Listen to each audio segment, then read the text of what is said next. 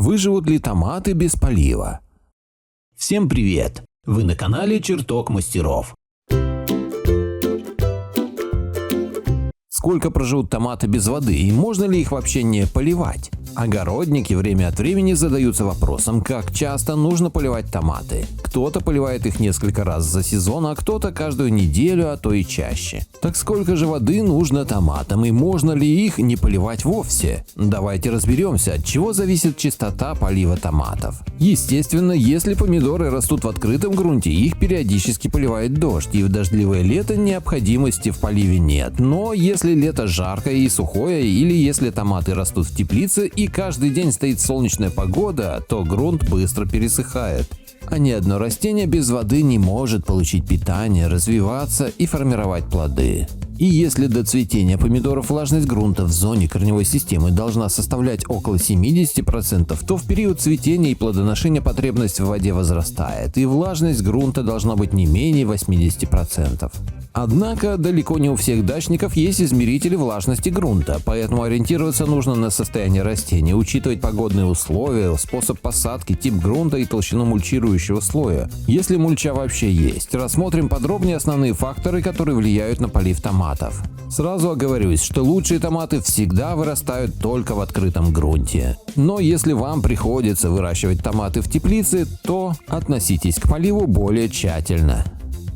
Тип грунта для помидоров. Песчаная почва быстро пересыхает, и питательные вещества, особенно азот, оттуда быстро вымываются. Поэтому томаты, растущие на такой земле, нужно не только часто поливать, но и регулярно подкармливать. Чтобы сделать песчаный грунт подходящим для выращивания томатов, в него вносят глину, дерновую землю, торф, компост, биогумус. Кстати, органику нужно вносить не только в песчаную, но и в супесчаную почву, чтобы улучшить ее структуру и сделать более плодородной.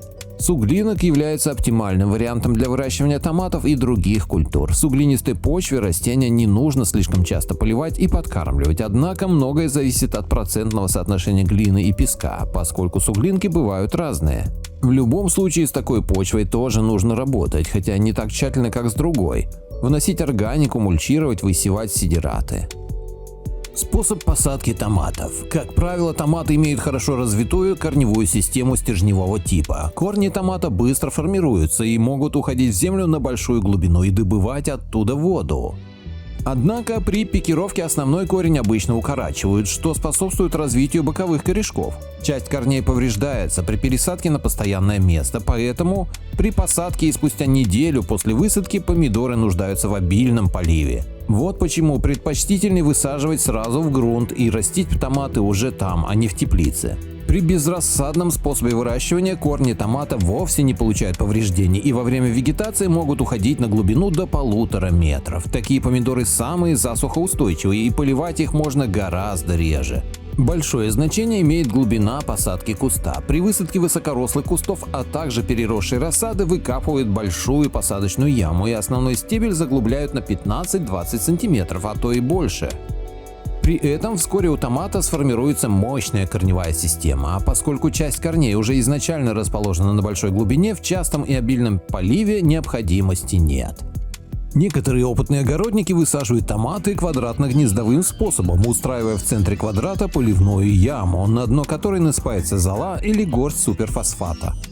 А сверху накладывается скошенная трава. Поливать растения очень удобно. В каждую яму изредка выливают несколько ведер воды, время от времени совмещая полив с подкормкой. Такая яма способна надолго обеспечить помидоры водой и питанием.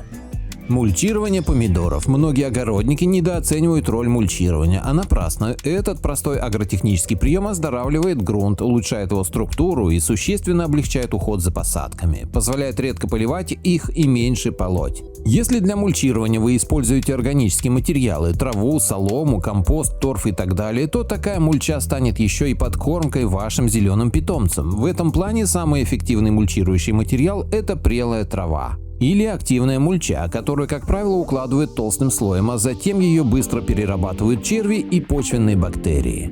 Чем толще слой мульчи, тем реже нужно поливать томаты. Если спустя несколько недель после полива вы приподнимете мульчу и увидите, что почва там влажная, значит все в порядке, поливать не нужно. Желательно, чтобы нижний слой мульчи был всегда влажным, и тогда всем будет комфортно, и корням томатов, и почвенным обитателям, которые должны активно работать в корнеобитаемом слое.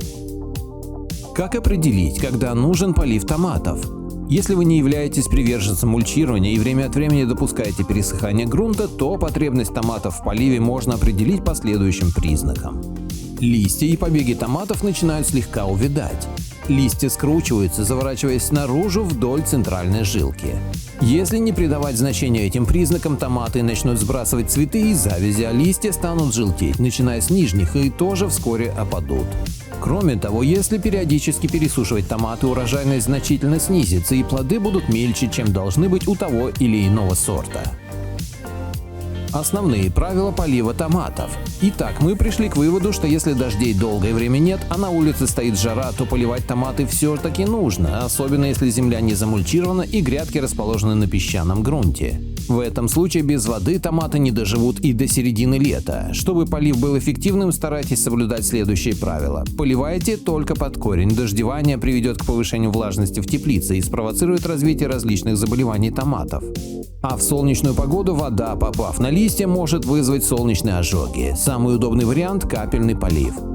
Поливайте обильно, грунт следует увлажнять на большую глубину, то есть корнеобитаемый слой всегда должен быть влажный. Если поливать томаты небольшим количеством воды, то корневая система будет располагаться поверхностно и все время страдать от нехватки воды и питания.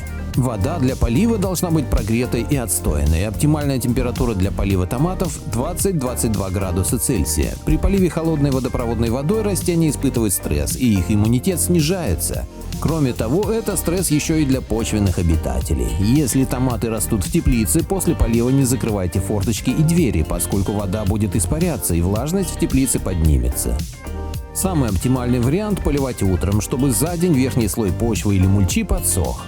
Как видите, четких правил полива томатов нет. Все зависит от климата, грунта и способа выращивания. Излишний полив томатов тоже отрицательно сказывается на развитии растений. Из грунта вымываются питательные вещества, плоды становятся водянистыми и могут растрескиваться, а сами кусты чаще болеют. Поэтому все хорошо в меру. Надеюсь, вам понравилось это видео. Напишите в комментариях. Подписывайтесь на канал и включайте колокольчик.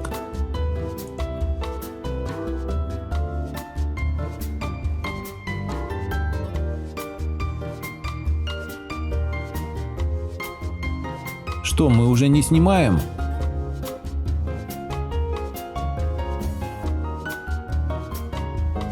Заходи к нам почаще.